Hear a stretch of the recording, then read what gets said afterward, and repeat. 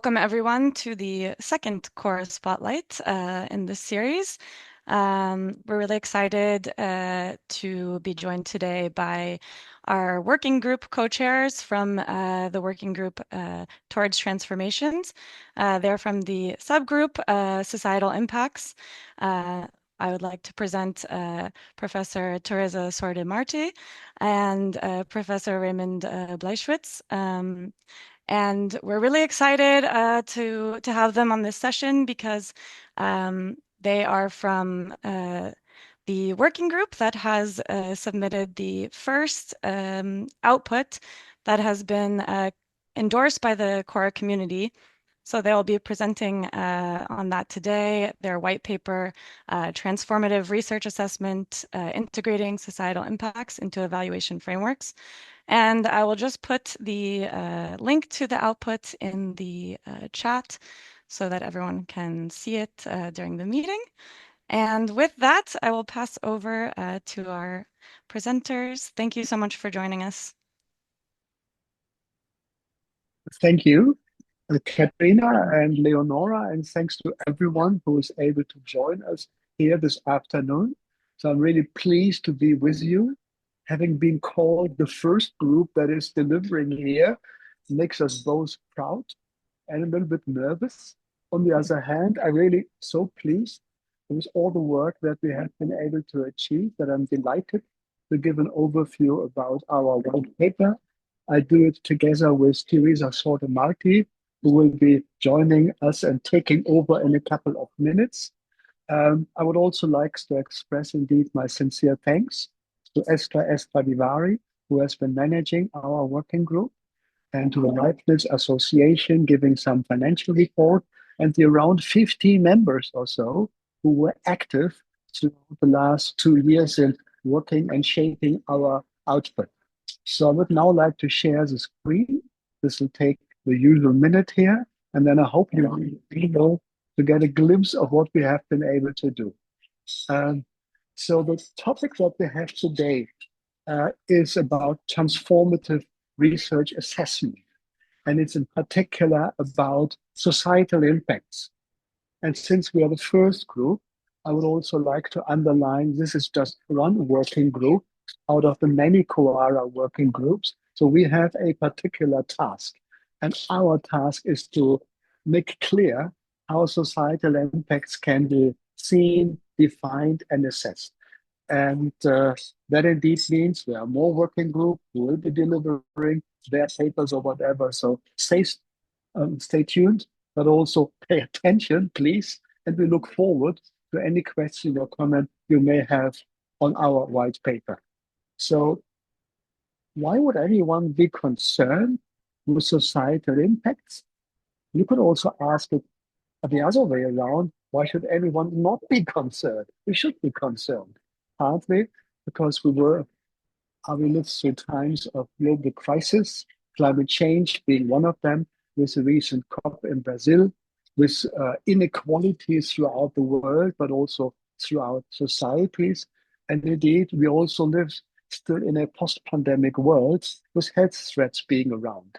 And that all demands us researchers, us in academia, to address those real world problems and possibly come up with solutions that work. And in a second consideration, we are fully in line with CoARA that some of the established metrics do not well cover the value of research. And therefore, indeed, when society is asking in times of constrained public budgets, you guys, what are you doing for us in society? We should have better metrics that capture the full societal value of research. So we are clear in saying that research should be able to demonstrate its societal relevance throughout the evidence on the contribution and impacts. That, having said, means that we consider that such change in society is typically often is slow. It is cumulative. It is non-linear. So there's a variety of such possible societal impacts that should be considered. At the same time, we would also like to stress, being researchers ourselves, that the burden of proof should not be excessive and should in particular not exceed us as researchers.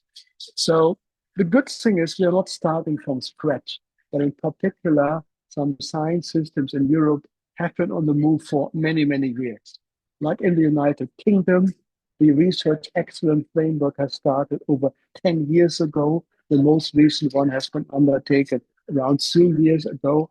And they have a particular emphasis on what they call the impact case studies. And they have a methodology to really put it in their national assessment. It's similar with France. We've had a partner from there, where INRAE in particular, working on agriculture internationally and nationally. They have a map to consider and assess the long-term research impact pathways in their topic. And then you could look at the Netherlands with their national funding agency having a multi-actor project that would support, in particular, co-creation. And yes, there is Horizon Europe that we are probably all aware of with their impact pathways and the ways of how this has been evolving. So looking and comparing those cases has been part of our work. It's the ambition to come up with shared principles. So our white paper, that I hope you will be curious to read, would provide a definition of societal impacts. We are comparing the tools and methods that have been in use.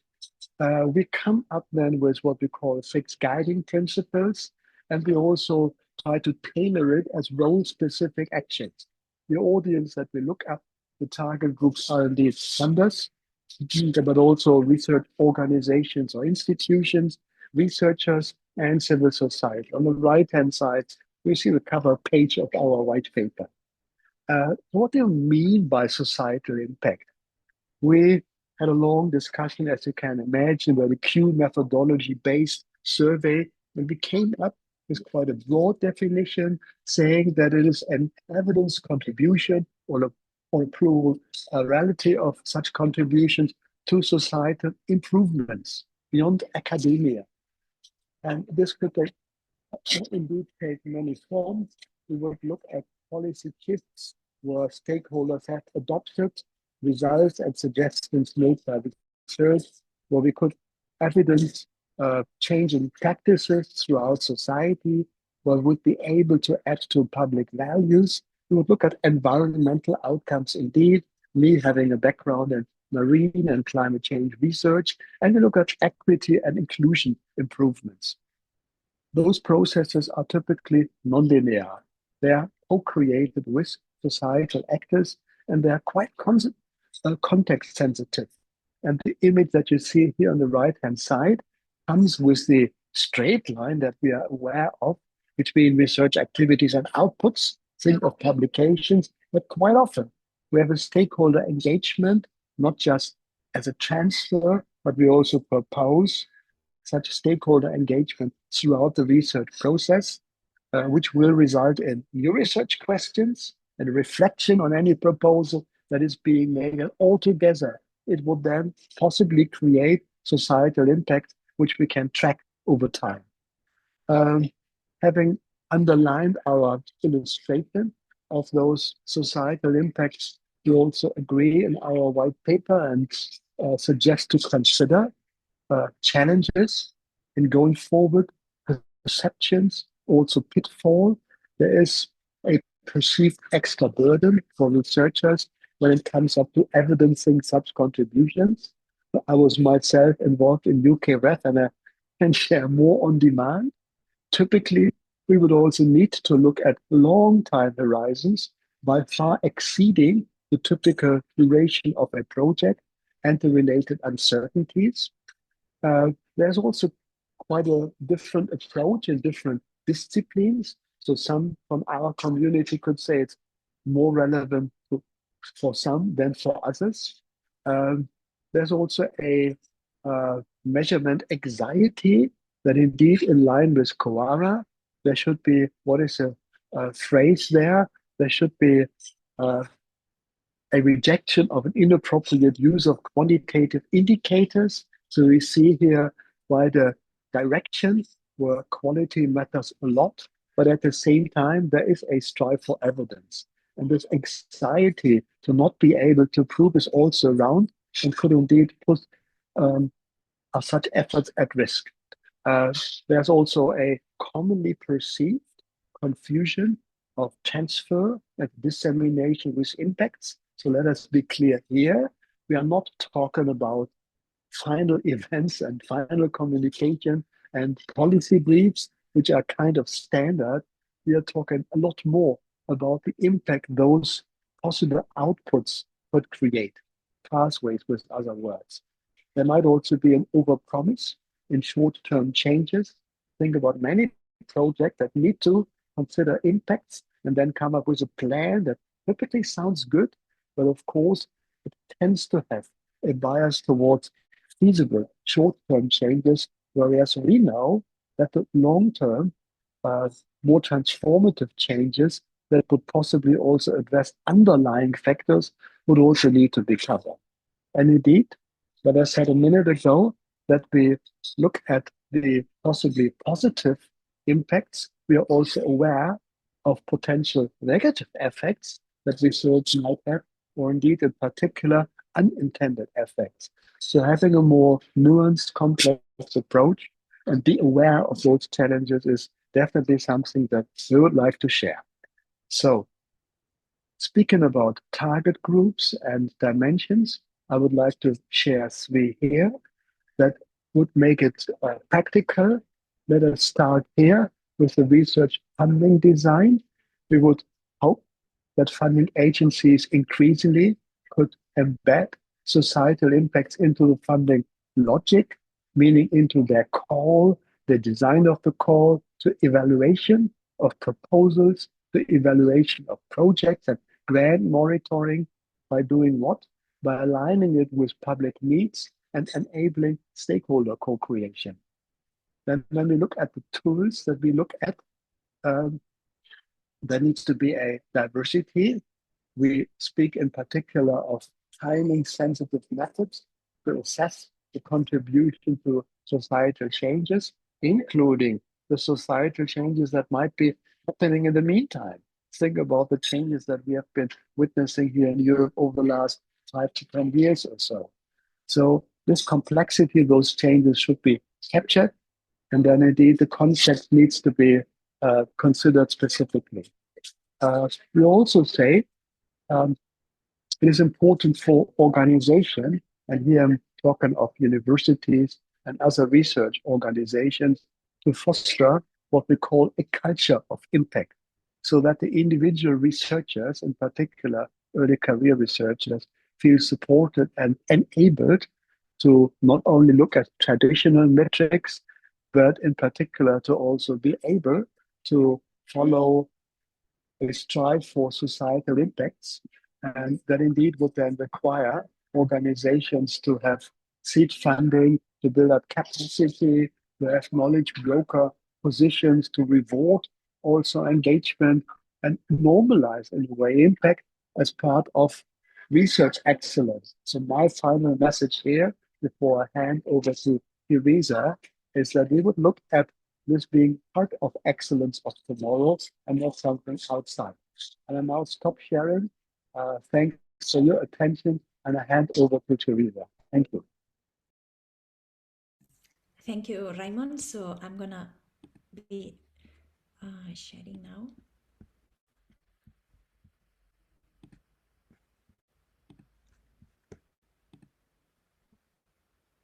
Okay, so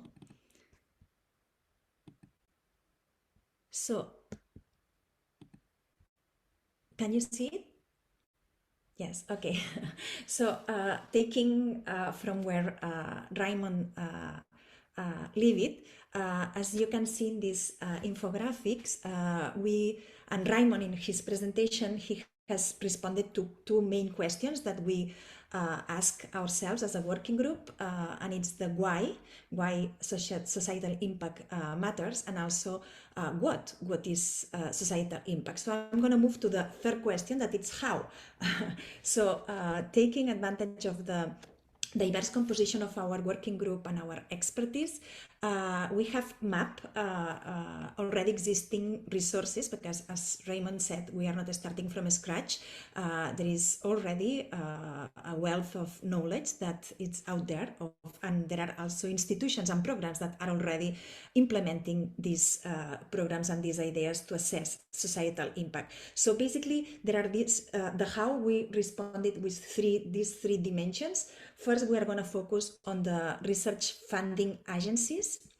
And in the funding, as we all know, funding agencies are designing and are pushing. So it's a way to enable transformation from the institutions. So we identify like six stages in which different approaches and different strategies have been identified, in which agencies are promoting this societal impact assessment and societal impact achievement, I would say.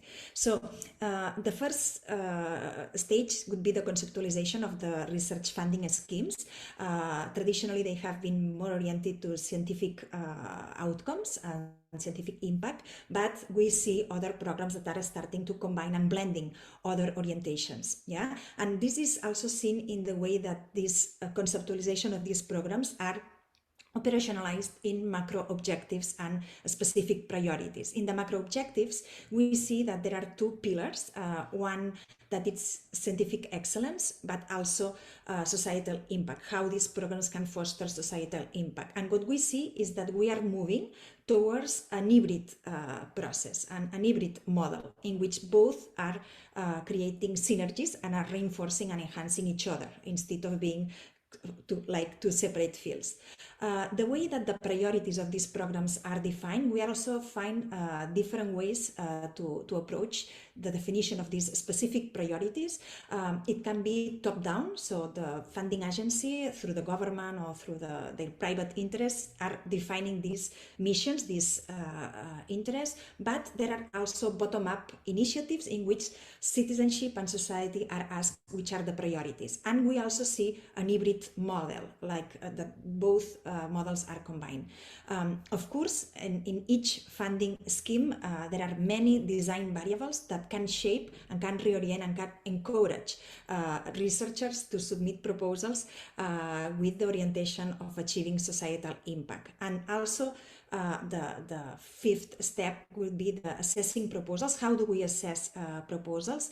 Of course, peer review is the dominant strategy and the dominant methodology that is being used, but we all know that it has been shown that there is a lot of bias and silos and limitations with peer review. So a wealth of new strategies are complementing or are trying to redress this bias of peer review. So we are also seeing some innovations here.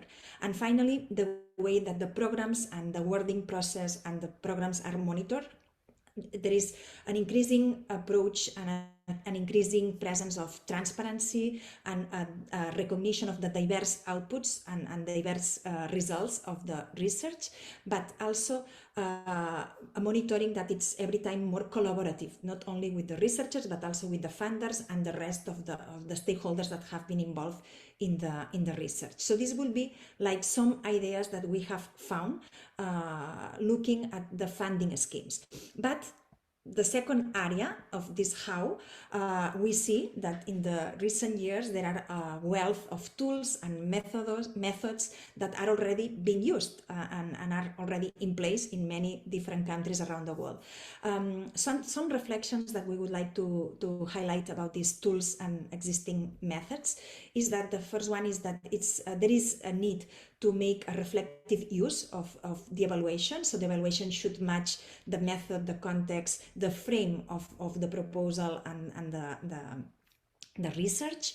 There is no single and unique standard, so there is not a magic bullet that would tell us in which ways we can promote and in which ways we can measure and assess a societal impact. So suitability of each program should find the most suitable way to assess societal impact. It would depend on many different variables that you can all guess.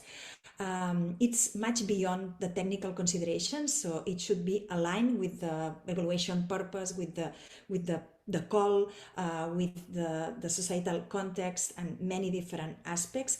And also, if the programs are encouraging participatory pathways or co-creation processes, what it cannot happen is that societal impact assessment is not done in this manner. So there has to be a continuum with this collaboration with the stakeholders. We don't only need to co-create them with the knowledge and the solutions, but also to assess until which extent these solutions and these results are also useful and have addressed the challenges that they are facing. So we are facing a pluralism of methods. I mean, mixed methods is very important to combine quantitative and qualitative methodologies, but also pathway maps or theory of change that have been established, which are the expected outcomes, not only from the research perspective, but also in dialogue with the different stakeholders, narrative CVs in the case of individual evaluations. We are also seeing this as spreading around Europe, or portfolios, or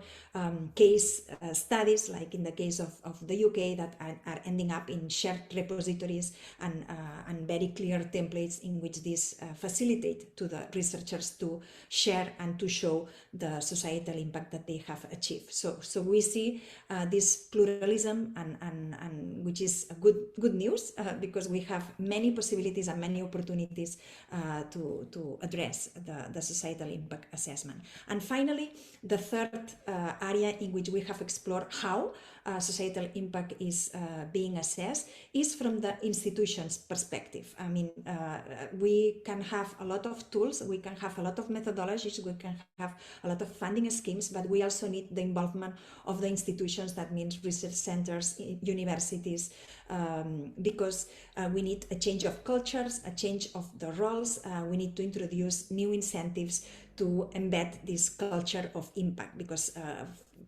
we need to move from these metrics, and we need to metric-centric perspective, and moving beyond this compliance with the traditional way, and to open up and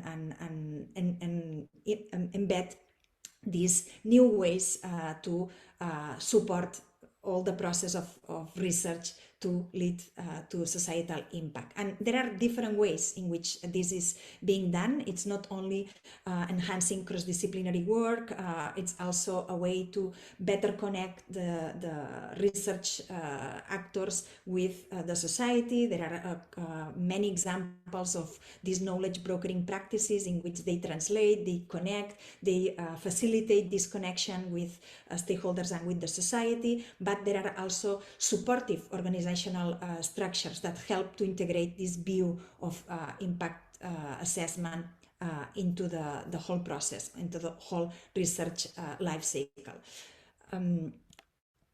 We have summarized the main messages of this report, this white paper, that is how we call it, with these 6 guiding principles. I'm going to be very brief because they are kind of repetitive of what we have already said. First, this idea of prioritizing societal relevance.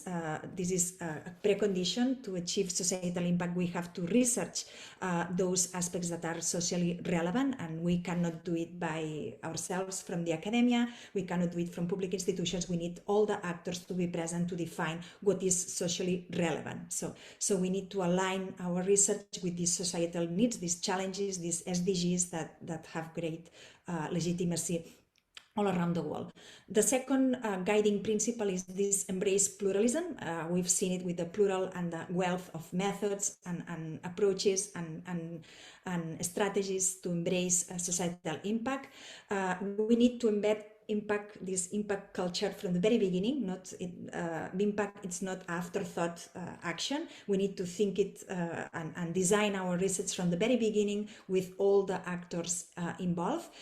Co-creation is also a principle that we have highlighted here, because we need this interdisciplinary, this interinstitutional, but also this multi-stakeholder approach to co-create and to better face these societal needs. We need both to measure the benefits, as Raimund said, but also the risks and the negative possible impacts that our research produce. And finally, we only need to look at the end, at the final results and the final outputs and impacts, but also the process. So this way we can embrace and we can learn about all these processes. In the white paper, we have also identify some principles of transformation. I'm just going to highlight the last one because I think that the others have been already covered. And this idea of not avoid this misleading interpretation that there is a competition between basic research and societal impacts, and consider it that it's synergic as science is constructed and as scientific knowledge is constructed in a variety of forms. So from our group, we have discussed this, and we don't see this difference, but we see that this is a synergy that should be enhanced and promoted. Finally, there are, I escaped this. I escaped this slide. I was missing it. So, as Raimund said in the paper, you will also find some role-specific actions. I'm not going to stop here, but we have paid attention what funders can do, what institutions can take as actions to follow, how researchers can be better supported, and what should we do to embrace this culture of impact, but also from the business sector and from the civil society and policymakers' perspective to create an environment and this culture of impact. I want to point out here that we have also included a reflection for the early career researchers. For us, this is very important because we need to think about also how we mentor and how we support this process in their early career. So there is also a section addressing this issue. And finally, this is now I'm going to end here. We have also included a final section to call to action, and this would be the best and the perfect place to do it, because we encourage you to all of you to use this white paper. We have taken the effort to produce these infographics and these templates and these concrete actions that you can discuss with your institutions and take it as your own. You can also join the communities of practice that are the different ways in which CoARA is opening up the possibilities to participate and to engage in these important changes and these important transformations and debates, because we are building this all together. And finally, to adapt it, to transfer and to implement it in your jobs, in your work place, in your institutions. And you don't need to start very big. We in the white paper we included this idea of starting small and pilot, and from there you can make not only assessment of the results but also the learnings, and then we can extend all this process throughout Europe and throughout the world. So I will leave here the QR. I know that the link to the paper has already been shared, and also our contact information for if you just need us to contact. So thank you very much.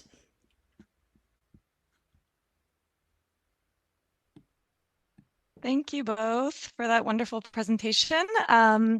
Following the presentation, we will launch into the Q&A session, but before we do so, I just want to give everyone in the meeting a little sneak peek into the CoARA library, which is currently under construction, and as explained, this is the first community, CoARA Community endorsed output that we have in the library. The CoARA Library is a bit of a working title currently, and we're still coordinating with our co-workers, our colleagues at DORA to finalize how we'll be aligning the two resource libraries. But we're really excited to share the first version. So I'll just share my screen to give you a little sneak preview. We'll be populating this more and launching it officially in December, but it will be hosted on the CoARA website, and we will be having these different filter categories to make the resources more accessible for the community based on the output type, creator group, and related commitments. So you can see here the white paper on transformation of research assessment, integrating societal impact into evaluation frameworks right here in our library as the first CoARA Community endorsed output. So thank you so much for all your hard work and for going through the endorsement process with us as our kind of pilot working group. We really appreciate it. So with that, I will invite all of the participants to either share questions in the chat or to just raise your hand and we will be fielding questions. Yeah, so at the moment we've got Alicia Joskovic that has from Jagiellonian University, who has kindly given us a side note. Alicia, you can raise your hand if you want to share it. Otherwise, I will just share it and read it with you, which is one note. We cannot lose basic fundamental research, such as the funded by the ERC. This cannot be diluted by any expectations beyond the relevance of research questions and the robustness of research strategies. So I don't know whether Teresa or Raimund, someone would like to add something to Alicia's comment, or whether Alicia, you would like to raise your hand and we'll give you the floor. Let's wait. Otherwise, we can jump to the next question. Okay, so we've got a question in the Q&A box. Is it correct to say that this white paper is not focused on how to adjust assessment practices to consider impact, but rather focuses on impact culture? So it's from an anonymous attendee. So Raimund, go ahead. Well, I would say we do place emphasis on research culture in an organization, and we also point at existing manuals, but that's really just one dimension of how we suggest to look at the issue. And in particular, what Teresa has alluded to, the how, is really important to us. So we do suggest, after indeed some assessment, ways of how funders could encourage, of how individuals can find their way, and how also research projects could add this dimension of societal impacts. However, we also see that quite often the culture of an organization is overlooked. Like when we look at the impact case studies, they have one output or an outcome, and then they elaborate on their societal impact. So looking at the culture of an organization is also important to us. If you ask me to quantify, but you won't because we are here with CoARA, but I would say it's like a 2-digit share, but not a majority.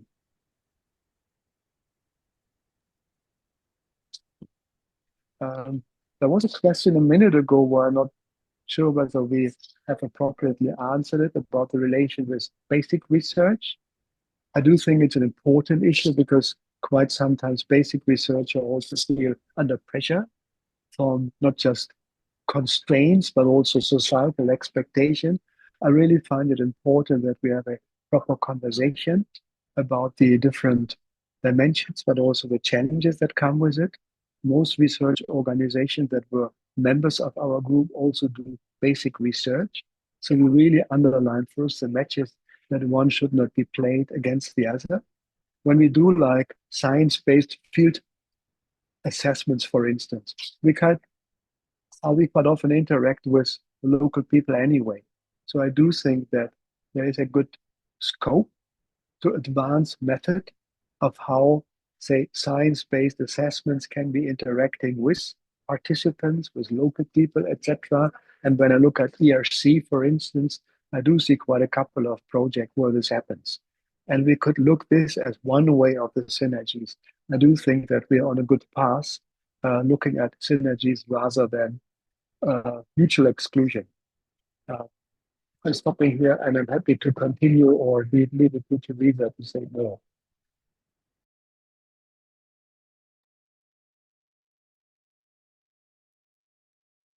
Yes, so I believe it answered to Anuel's question that we had in the chat. Indeed, thank you for seeing it before we did. So we have another question in the chat by Jonas Hoffman. Thank you very much for the presentation. Could you elaborate a bit on the challenges around peer review in assessing proposals? Because we build CoARA on research cultures and therefore the role of peers right. So how can we do this assessment better without losing grounding in research cultures? Yes, I can. I can say something about this. So I mean, there is a extended literature that says that peer review being the most dominant place strategy to assess research. This is what we do in part of our life, of our academic life. There has been shown that there are some bias, for instance, gender, discipline, language, many different bias, and also that there is a problem with just having one perspective. So, but there are different ways to counterbalance these limitations of peer review. For instance, introducing different colleagues to do the same, or other panels, like more collective discussions. So there are different ways to counterbalance this, but for the moment we have to say that it's the dominant way to assess research. And but there are different ways to counterbalance these strategies. And just to add on the ways to balance, like in transdisciplinarity, quite often the challenge is that you would then have a pluralism of different disciplines assessing the value of a particular proposal, where then a rejection of one single discipline leads to rejection of a good proposal. So it will be important to have a maximum of transdisciplinary peers here than in a panel, or at least encourage them to be open-minded. There's also some experience with including non-academic peers, in particular when proposals have strong suggestions for societal impacts. There are also other experiments where actually PIs, proposal teams, could give a feedback back to the evaluators or to a panel. So there is a conversation loop that would be able to balance some misjudgment that might come with some individual peers. So there are ways of making it a bit more inclusive, a bit more learning oriented. And I would underline that this is a good way forward. Well, thank you, Raimund, for that, and Teresa. Now we have another question from the Q&A box. It says, thank you for the great presentation, obviously. We have many assessment questions and unsolved for impact. Who should be involved? When should it be done? At what level? Have you explored these questions? Yes, we have explored all these questions, and I would encourage this person to read the paper, because we cover pretty much all this. Who should be involved? Like all actors. I mean, not only researchers, but also civil society organizations, business, and all the main actors involved in the challenge that you want to tackle need to be involved from the very beginning, because in the very beginning you don't only define the research, you don't only design the research, but also the expected outcomes or the expected impacts and the way in which you will achieve them. So it's very important, this collaboration, not only asking them to attend our final conference or to validate our results, but to engage in a sustained and a collaborative way. This is how research is, we are being demanded to conduct research in this manner. So this would be the question of who, but also at what level. Societal impact is being introduced at different levels, not only assessing the way that universities are doing, like in the case of REF, institutions, research institutions, but also at the individual level in terms of career promotion, or in terms of how we assess the CVs, or being promoted to another position. So it's at all levels, at the project level, at the institution level, also at the individual level. And when it should be from the very beginning until the end and beyond the end of the project. So there are strategies to monitor and to follow up the process of achieving impact until the end. And I think that I have covered all, but Raimund has raised his hand, so I'm sure that he can complement. Just quickly to say that this time lag is indeed important. Many of the impacts come after many years after the project has finished. So the idea of researchers tracking their own progress would come with quite some monitoring, reporting requirement, whereas we would propose to be more in favor of a separate unit, say at an organization, and a cycle of, say, 5, 7, or 10 years, where then others would look at the impact that one or a couple of projects might have been able to achieve. So that would really take into account the midterm perspective, couple of years, rather than the typical dissemination, and would, in my view, also take away some of the burden that comes with the typical dissemination effort, like how many stakeholders did attend your final seminar, what background did they have, which to me is like one of those excessive, inappropriate use of quantitative indicators, which tell us quite a little actually about a potential societal impact. So we are more in favor of what we just described. Thank you. Okay, again, thank you, Raimund and Teresa. We have one last question for now from Nils Stockman. Again, people do not hesitate. Oh, I see another question that just arrived. Good.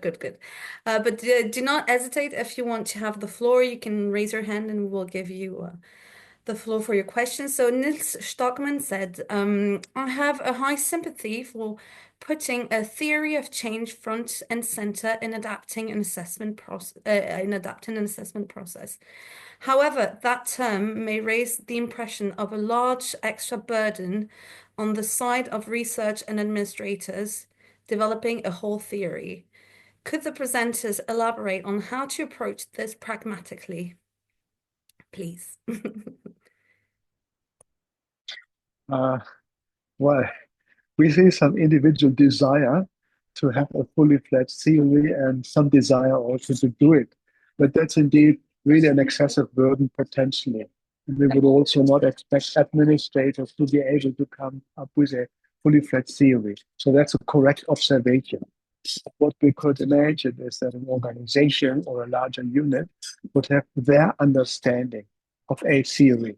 And it does not mean necessarily developing a theory, but look at what's around, like condition management or other well-established theories of change, and then translate it into a small little pocketbook, if you wish, that would connect a vision or a mission that an organization has with a particular project. And in particular, what is relevant to see the role of, say, experiments and innovative niches, so that there is an understanding in the theory that some people would need to go ahead on new alliances, but also the potential backlashes. So I'm really emphasizing here the point of not theorizing too much, but have a good understanding that is applicable to the level of projects and manageable also, even inspiring, be inspiring for individuals. Stopping here, looking at Teresa, if you wanted to add, of course. I mean, the burden issue, I mean, it cannot only be found in the construction of this theory of change, but in many other tasks or new responsibilities that we are that derive from this societal impact assessment. And one of the issues that we have raised in terms of the institutions, but also the research funding agencies, is to recognize this workload, or I wouldn't say that it's an increase of workload, but it's a different way to organize ourselves and to think about our research. And so, but there is a recognition that there is a need to recognize these new tasks and try to find ways to support researchers and all the actors to develop these pathways towards impact. Okay, thank you for that. And then we have comments from Giovanna Lima, who's citing Elizabeth Gadd, our vice chair that we all love.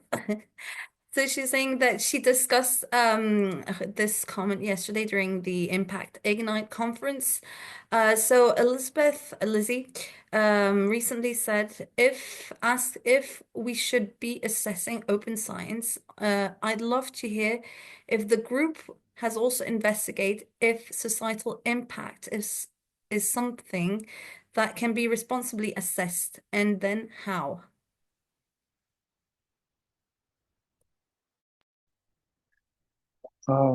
Thanks, Giovanna. Not sure if I understand your question correctly. You ask about a responsible way of assessing it, in particular, if I'm not mistaken. So to me, yes, we have a number of cases of how it has been done. We have a number of good practices. I would like to point in particular at our French partners here, where they have been doing actually over years an assessment of their agriculture development oriented project, where they have been looking at how it has affected the life of, say, individual farmers and their livelihood. So I would say, yes, this has been done in a responsible manner. It has demonstrated of how research can contribute to meaningful improvements. And I would therefore believe, yes, we have done something like this. Yeah. As we said, based on cases and with some generalizing propositions. Encouragement to read, indeed, and to check. Yes, I would add to Raimund's response that, of course, as I said, the evaluation and assessment of the research has to be aligned with the methodology and the own research. I mean, we cannot embrace co-creation and participatory process and open science during the development of the research, and then for the impact phase assessment, forget about these actors. I mean, we have to be coherent with all the process from the very beginning until the very end.